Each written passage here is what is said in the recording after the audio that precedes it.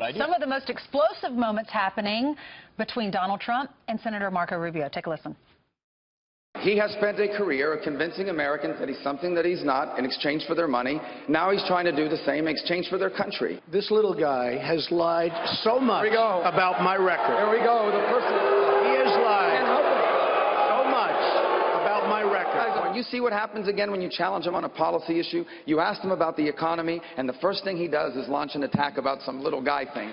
Because he doesn't have answers. And he's asking us to make him the president of the United States of America. We'll find out. Joining us right now to react to the presidential debate, the 11th one, as he always does, still shaking his head, Senator Marco Rubio. Why were you shaking your head, Senator? Great to see you. Because this is nuts. I mean, first of all, we have the front runner in the Republican primary refuses to answer a single policy question. Finally, last night, he actually took a position and said, all right, I've changed my opinion on temporary guest workers, high-tech workers. And as soon as the debate ended and his handlers got a hold of him, within seconds, he reversed his position back. I mean, it's just unreal. And, you know, when is the last time you've ever seen a front runner who's performed the way he has? He's won X number of states, and we're still being asked, will you support him if he's the nominee? I mean, that question would never come up if anyone else was the front runner.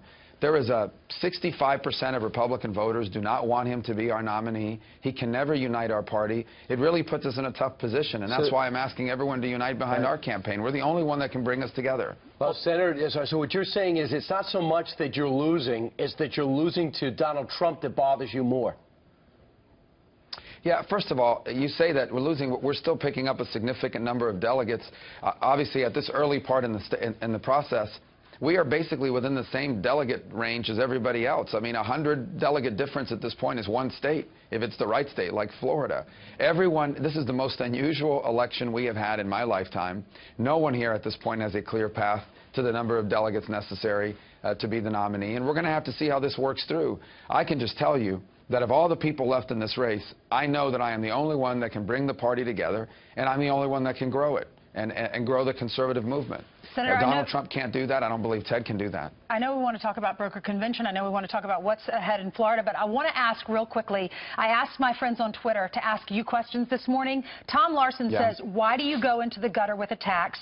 And then Speedy Jerry says, Mr. Trump's hands. Why is that on your mind? How do you respond? Well, first of all, Donald Trump has personally assaulted and offended in terms of insults everybody, not only on the debate stage last night, but everybody basically he can. I mean, the disabled, you name it. I mean, there's no end to his vulgarity.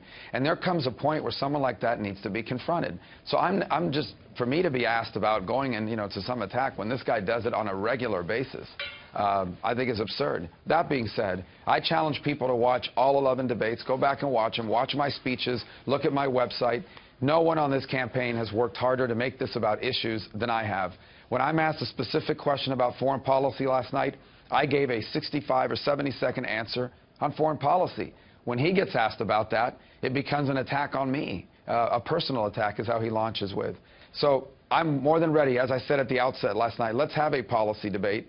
But he doesn't answer questions when it comes to policy, and so obviously that is something that unfortunately has marred this entire campaign. Senator, there's a lot of speculation going on about where this race will go, whether there'll be a consolidation, whether there'll be a brokered convention. A lot of it determines on what happens on March 15th. Obviously, a big showdown for you in your home state of Florida. This is what Donald Trump had to say about your chances of Florida, and then we want to get your latest assessment of how you feel down there. Take a listen.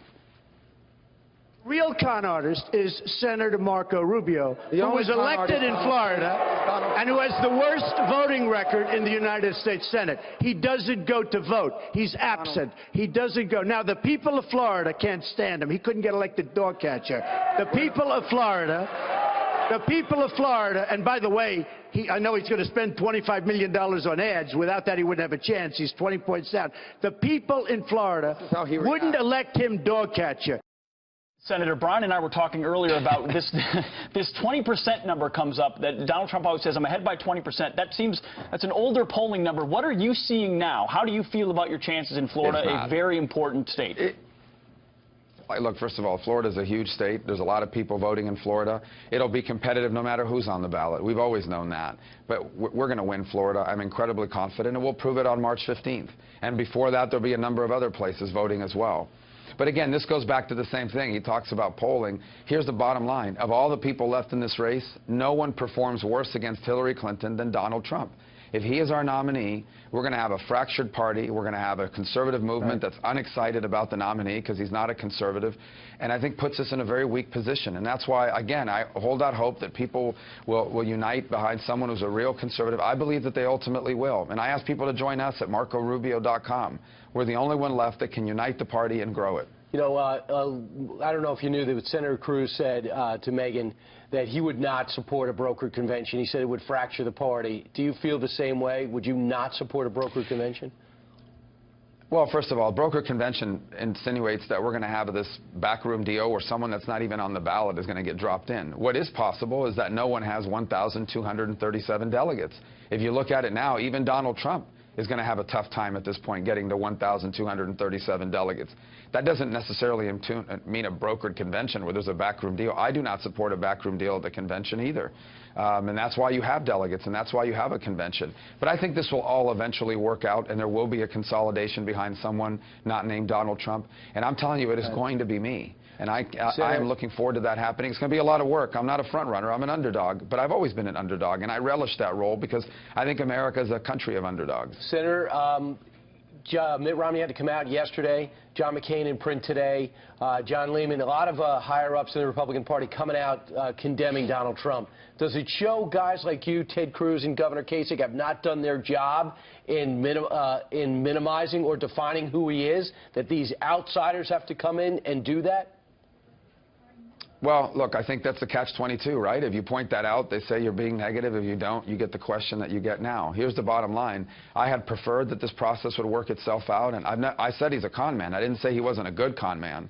And he's been able to convince some people that he is not, that he's someone who he really isn't. But I think that's slowly being exposed. You're seeing the impact of it. You know, we almost beat him in Virginia. We were 20 points down in Virginia in the last poll they took, and we came within 2 points of defeating him, got basically the same number of delegates. I honestly believe if there had been less people on that ballot and we'd had a couple more days, we would have won there. So I think that's what's happening across the country, and I feel very confident about the trends here as the real Donald Trump is being increasingly exposed. You guys coordinating attacks against him? In terms of other candidates? Yep. No. I mean, I think everyone's running their own campaign. That's, you know, that's the kind of, you know, what's the name of that program that people watch on TV? House of Cards. House of Cards stuff. That's not real. Yeah. How are you feeling? That's all. Everybody's running their campaign. How are you feeling? I heard you had the flu. I'm going to be okay. I'm going to be okay.